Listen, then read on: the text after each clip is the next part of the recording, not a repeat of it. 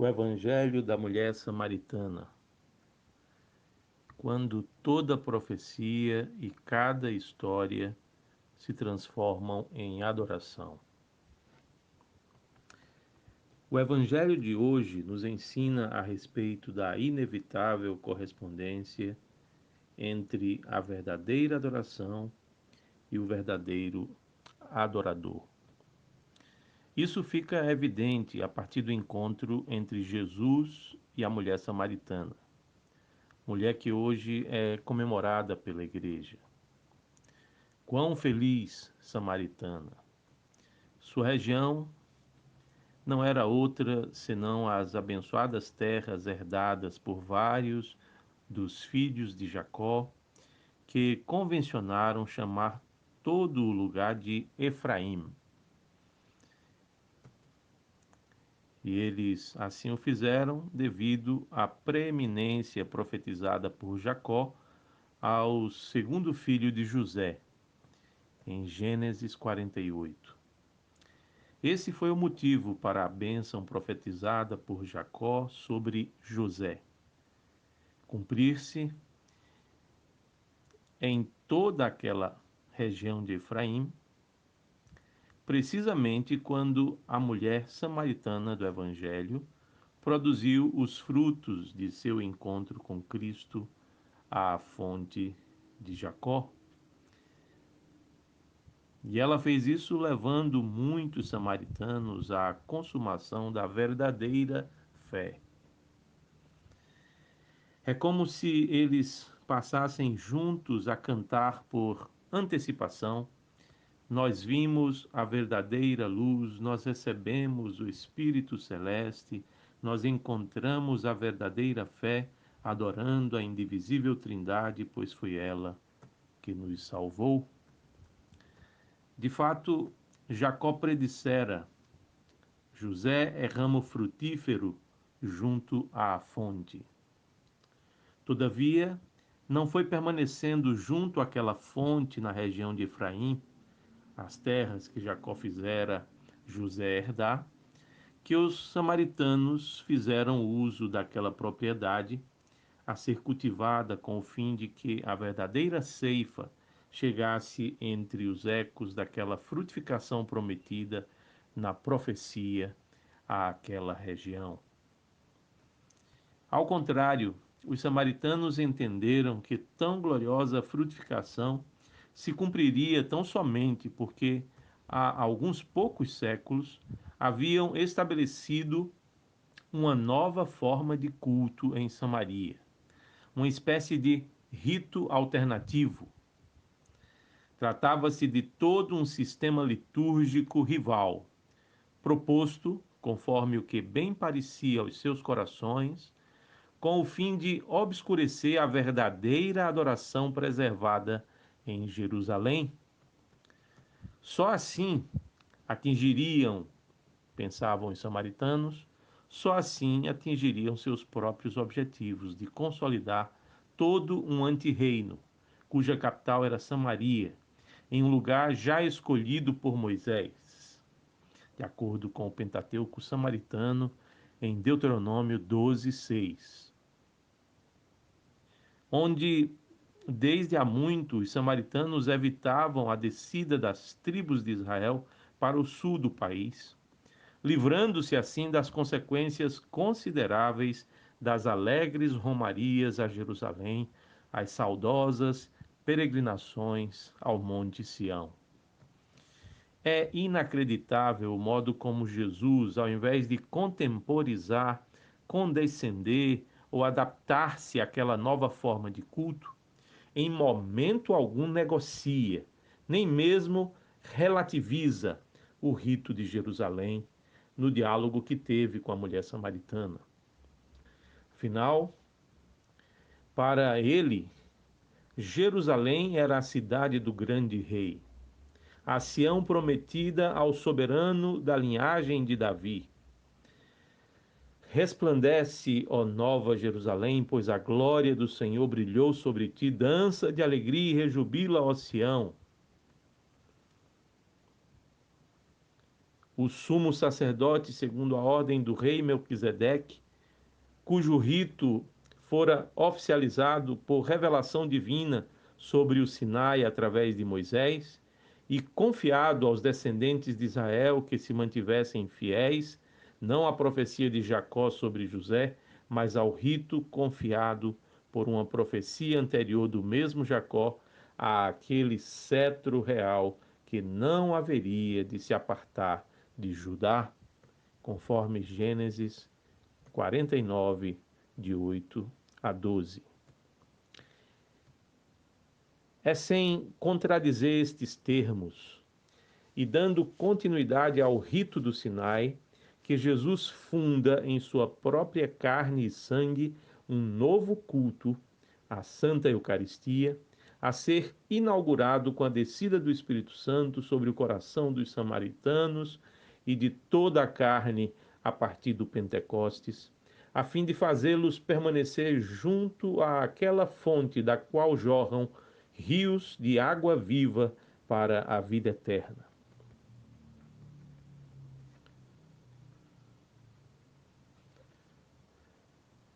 E finalmente, queridos, os samaritanos reconheceriam na fonte de Jacó as águas de um batismo que se avizinhava e que, diferentemente daquelas do batismo de João Batista, fariam com que contemplassem o verdadeiro Salvador do mundo.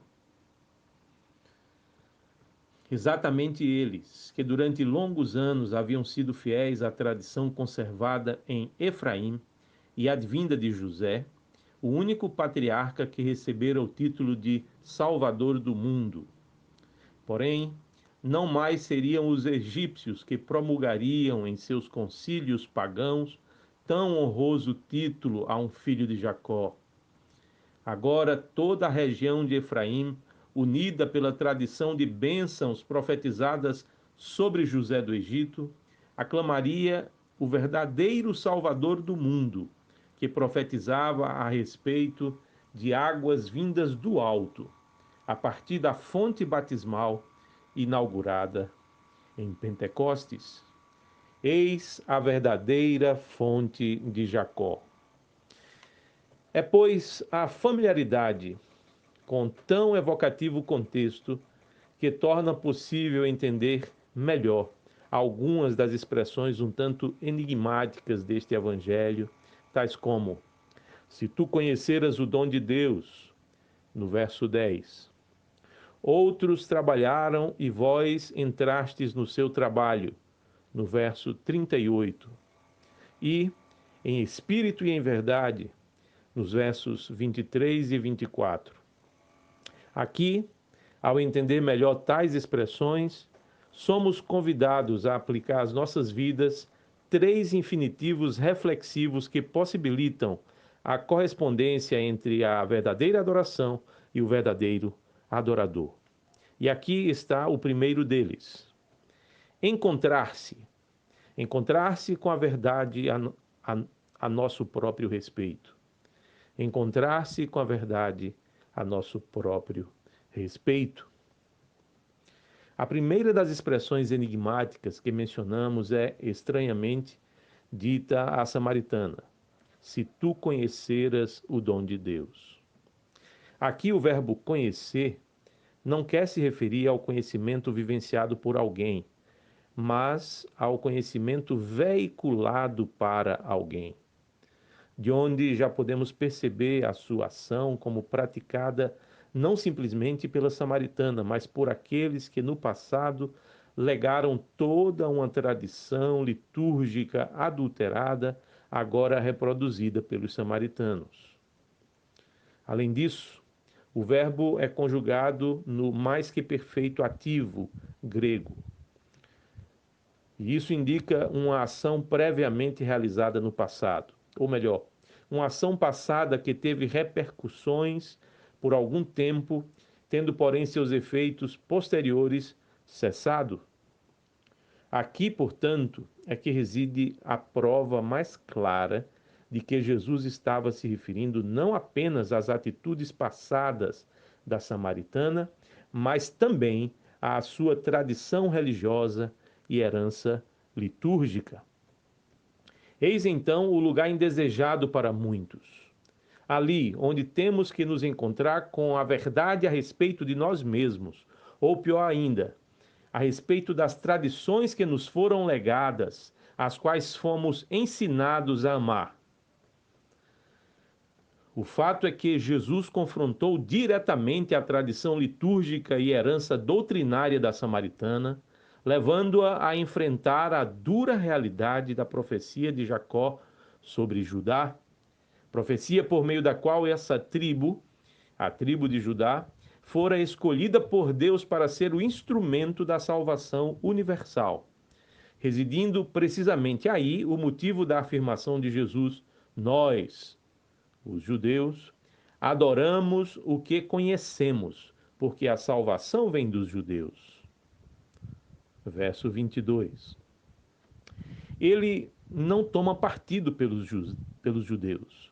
Jesus não toma partido pelos judeus, mas reprova inquestionavelmente a rivalidade e a própria forma do culto samaritano, afirmando categoricamente: vós adorais o que não conheceis. Também no verso 22.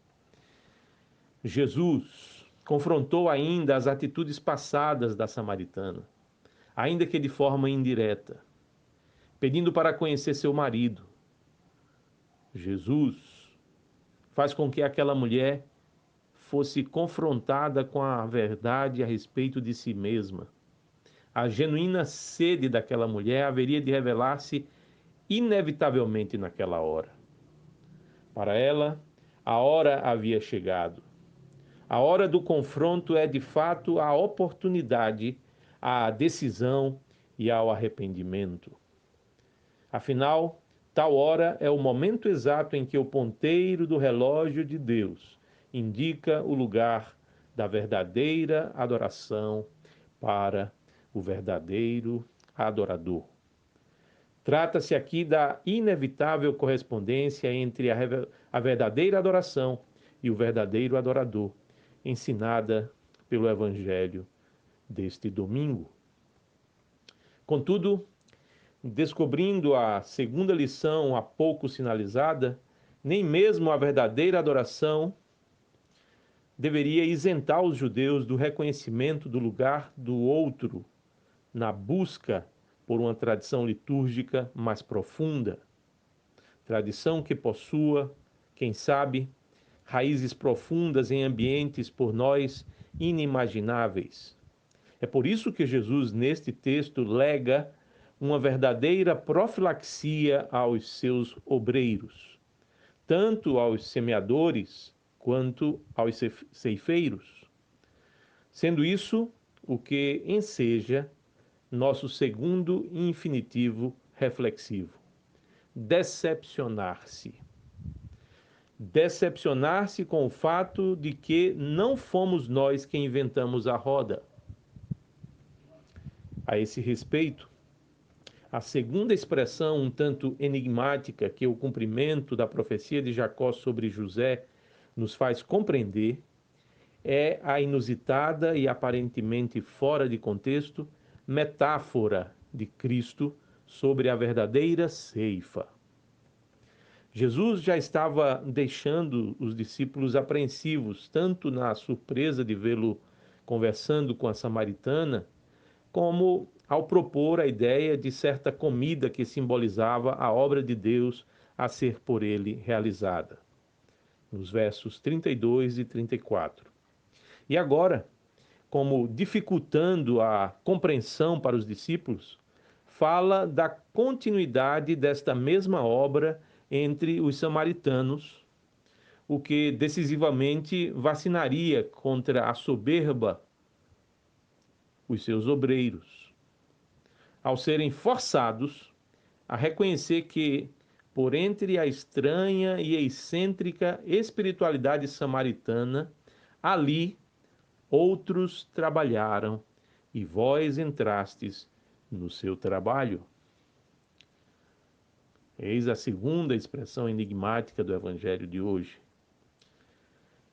Não teria algo bastante semelhante sido o princípio missionário de São Cirilo e São Metódio na evangelização dos povos eslavos? Para Cristo, nosso Deus, a ceifa chegara. Ainda que os seus obreiros judeus vissem ou viessem a encontrar dificuldades para discerni-la entre aqueles primeiros samaritanos convertidos. Seus discípulos judeus não partilhavam das tradições locais, nem mesmo as aprovavam. O fato, porém, é que o Espírito de Deus trabalhara ali, em Samaria. Sim, mesmo entre os hereges samaritanos. A partir daquela augusta hora, os discípulos, se obreiros de Cristo, teriam que paulatinamente reconhecer que nem em Jerusalém adorareis o Pai, mas que a fonte de Jacó havia exercido, juntamente com a sua antiga profecia, toda uma gama de influência legítima, mesmo que não válida, entre os samaritanos. E havia exercido aquela influência legítima entre os samaritanos com o fim de conduzi-los ao caráter definitivo do culto, fundado na carne e sangue do crucificado, o qual seria inaugurado pelo Espírito que ressuscitaria o corpo místico de Cristo em uma Páscoa iminente que haveria de se insurgir contra tudo o que fosse provisório, inclusive na própria revelação divina em meio às intuições humanas.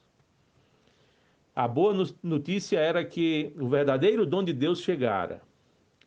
A adoração definitiva, por incrível que pareça, estaria em continuidade tanto com a herança litúrgica de Jerusalém, como com as esperanças dos cismáticos samaritanos. E tal adoração superaria as expectativas tanto de judeus como de samaritanos, no dom do Espírito Santo que faria jorrar rios de águas vivas no interior dos verdadeiros adoradores, pois desde o lugar em que estivessem, seriam arrebatados à fonte por excelência da genuína adoração, cuja nascente ainda não torrenciava plenamente, pois Jesus não havia ainda sido glorificado. Que decepção!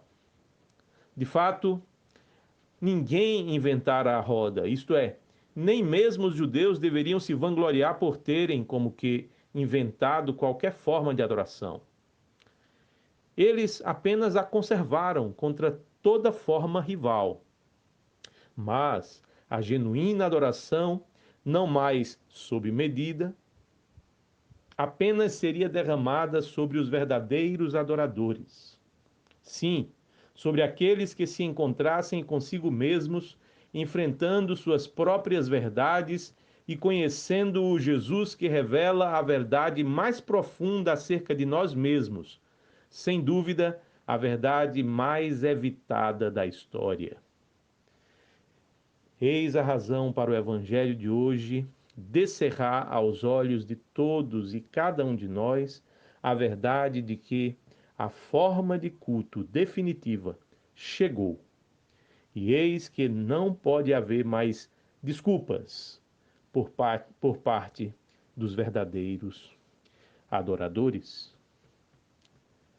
E pensar que, como verdadeiros adoradores em nosso país, cristãos procuram evitar a verdade a respeito da parcial legitimidade e avassaladora invalidez das formas de culto que lhes foram legadas por um passado religioso obscuro, ou que estão sendo propostas por um presente eclesial conturbado e ensurdecedor. Enfrentar nossa própria verdade ao nos decepcionarmos com o fato de que nossas tradições litúrgicas locais brasileiras precisam encontrar o lugar do arrependimento, é a decisão protelada, jogada para frente por muitos, e um confronto por muitos assumido. Afinal, é inescapável a necessidade de nos defrontarmos com a reviravolta operada pela manifestação da liturgia ortodoxa em nossa pátria. De fato, são inevitáveis as dolorosas implicações de uma atitude de correspondência entre a verdadeira adoração, a forma apostólica do rito eucarístico em sua ortodoxia, e o verdadeiro adorador. A essa altura, será precisamente tão preciosa correspondência o motivo das tentativas de elucidação do real significado da próxima expressão enigmática do Evangelho da mulher samaritana. Significado que nos desvenda o estabelecimento da penitência como via de salvação. Como já nos lembrava São João Crisóstomo, tu que dás sapiência e inteligência a quem tas pede, e não desprezas o pecador, mas estabeleceste a penitência como via de salvação. Eis então o terceiro infinitivo reflexivo: defrontar-se. Defrontar-se com a reviravolta de um rito revelado desde há muito. Assim, a terceira e última expressão, um tanto enigmática, é a expressão central do Evangelho hoje celebrado, que faz menção à adoração em espírito e em verdade. Em espírito e verdade. Vale ressaltar que, no original grego do Novo Testamento, não há a duplicação da preposição em, como ocorre na maioria de nossas traduções em português. Isso quer dizer que a expressão espírito e verdade quer se referir a um todo, e não só a realidades diferentes. Tradicionalmente interpretada pelos santos padres como significando uma adoração realizada no Espírito Santo e em Cristo, que é a verdade, a expressão nos coloca igualmente a caminho de uma descoberta exegética que se harmoniza com a hermenêutica moderna de origens geralmente agostinianas. Esta última nos ensina como regra buscar o sentido das palavras de um texto bíblico primeiramente no próprio texto. E isso não somente confirma a interpretação dos santos padres, mas também nos faz enxergar a razão da apreciação de Cristo à resposta da samaritana sobre sua vida pregressa. Cristo aprecia sua resposta mirando meticulosamente a verdade por ela confessada a respeito de si mesma, de sua história, de seus enlaces e desenlaces afetivos e relacionais. Ele diz: isto disseste com verdade, no verso 8. Eis então a ideia a ser enfatizada por ele ao focalizar mais ainda a adoração que estava por se avizinhar, a adoração em espírito e verdade.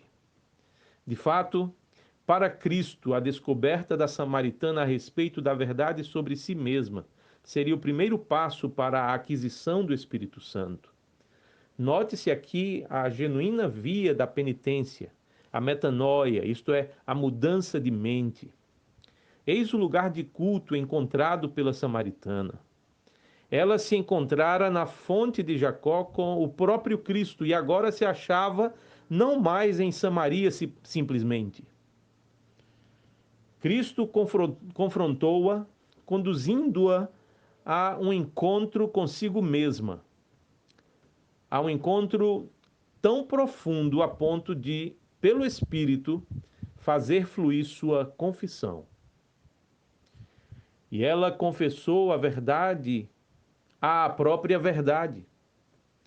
E da verdade sobre si mesma, ela encontrou a verdade que, juntamente com o Pai e o Espírito, é una na Trindade.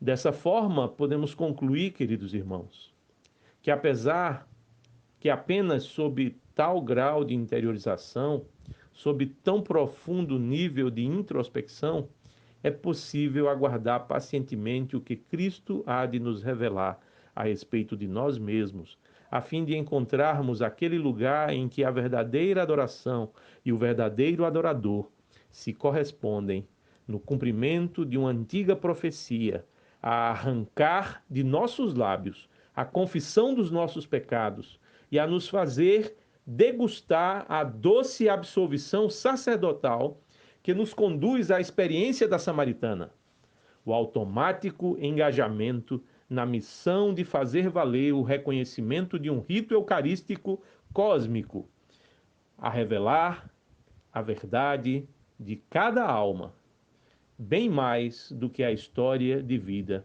de todos e de cada um. Que pasmem os fariseus de plantão. Regozijem-se os verdadeiros adoradores, pois afinal, ainda hoje, uma indagação crente, e não as certezas aparentemente tão bem fundamentadas, continua a incomodar a todos. Não teria aquela feliz samaritana ingressado no único rito de glorificação à verdade, que só no recôndito de um coração arrependido se faz conhecida? Ainda que a procuremos evitar, e naquelas regiões da antiga Palestina, cumpriu-se o que fora dito pelo profeta Zacarias. Naquele dia haverá uma fonte aberta para a casa de Davi e para os habitantes de Jerusalém contra o pecado e contra toda impureza. Então virá o Senhor meu Deus e todos os santos. Naquele dia também acontecerá que correrão de Jerusalém águas vivas, e o Senhor será rei sobre toda a terra, e todos os que restarem de todas as nações subirão para adorarem o Rei.